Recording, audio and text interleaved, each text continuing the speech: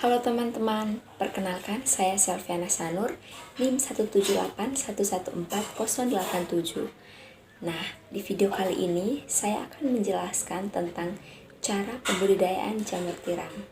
Nah, karena saya tidak mempraktekannya, saya hanya menjelaskan melalui kata-kata saja ya teman-teman. Nah, langkah penting yang perlu diperhatikan dalam pembudidayaan jamur tiram adalah pada pembuatan backlognya. Backlog sendiri merupakan media tanam tempat untuk meletakkan bibit jamur tiram. Bahan yang digunakan dalam pembuatan backlog ini adalah yang pertama serbuk kayu, yang kedua dedak padi, yang ketiga dedak jagung, dan yang keempat adalah kapur pertanian. Nah, untuk proses pembuatannya dengan mencampurkan keempat bahan ini secara merata. Kemudian dipercikan dengan menggunakan sedikit air. Perlu diperhatikan bahwa pada saat melakukan percikan dengan menggunakan air pada keempat bahan tadi, dilakukan secara hati-hati agar tidak kebanyakan air, karena di sini merupakan penentu titik keberhasilan dari pembuatan backlog. Kalau kebanyakan air, backlog tidak akan jadi. Kalau sedikit air, backlog juga tidak akan jadi.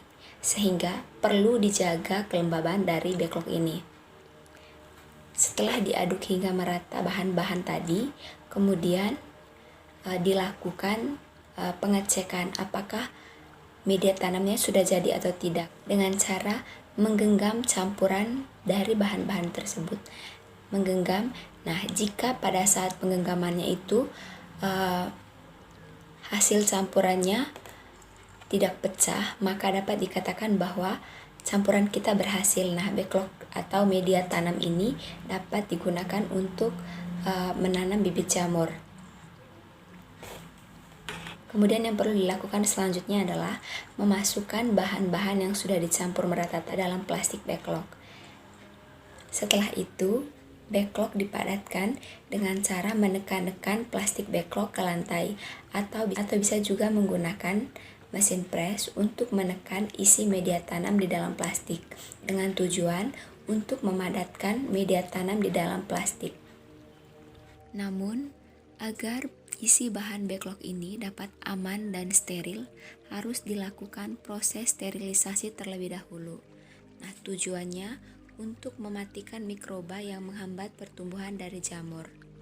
Yang pertama, dapat menggunakan autoklaf dengan suhu pemanasan autoklaf sebesar 121 derajat Celcius. Nah, selain itu, proses sterilisasi juga dapat dilakukan dengan menggunakan drum. Jadi, backlog yang sudah diisi dengan media tanam tadi dimasukkan ke dalam drum. Hal ini juga bertujuan untuk mematikan mikroba yang berusaha menghambat pertumbuhan dari media. Nah, biasanya proses sterilisasi ini berlangsung selama 4-5 jam. Setelah itu dilakukan proses pembibitan deh. Proses inokulasi merupakan proses pemindahan bibit jamur tiram ke backlog atau ke media tanam. Hal ini dilakukan dengan beberapa langkah. Pada saat melakukan pembibitan, terlebih dahulu kita harus mensterilisasi tangan kita dengan menyemprot menggunakan alkohol dan memanas alat yang digunakan seperti spatula untuk mencungkil bibitnya di atas lampu spiritus agar bebas dari mikroba. Oke, finally, proses pembibitan. Bibit dicungkil dengan menggunakan spatula yang sudah steril. Nah, diisi pada bagian cincin yang sudah disiapkan. Untuk takaran bibitnya bisa menggunakan satu tutup cincin dari backlog. Kemudian pada bagian cincin backlog ditutup dengan menggunakan kapas untuk menjaga sirkulasi udara. Nah, ini merupakan bibit jamur tiram. Setelah melalui berbagai proses yang sudah saya jelaskan tadi, ini hasilnya. Nah, siap untuk dibudidayakan. Nah, teman-teman, karena kemarin saya membeli bibit jadi untuk bibit jamur tiramnya, saya membudidayakannya di kos. Maaf ya teman-teman, agak gelap. Untuk usia dari bibit jamur sendiri kira-kira 1 minggu sih. karena baru tumbuh miseliumnya itu sedikit doang. Miselium merupakan kumpulan hifa yang berwarna putih. Nah, seperti pada backlog ini, di bagian ujungnya sudah tumbuh yang berwarna putihnya. Itu menandakan bahwa miseliumnya sudah tumbuh. Nah, kalau yang ini, miselium yang tumbuh kira-kira sudah 80% lah ya, karena sudah hampir mencakup keseluruhan dari backlog. Cara membudidayakan jamur tiram ini sangat mudah sekali teman-teman.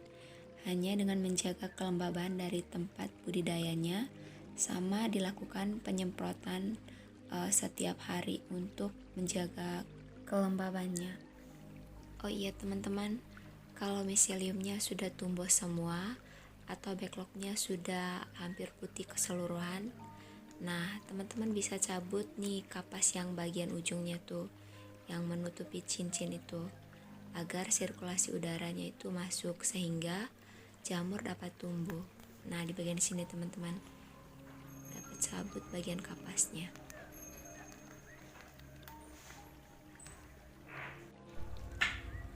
Ini backlog yang sudah tumbuh jamur.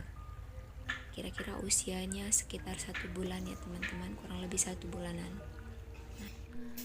Nah, ini dia jamurnya teman-teman. Setelah 1 hari langsung segede ini ya. Ini hasil panenan pertamaku semenjak budidaya jamur di kosan teman-teman.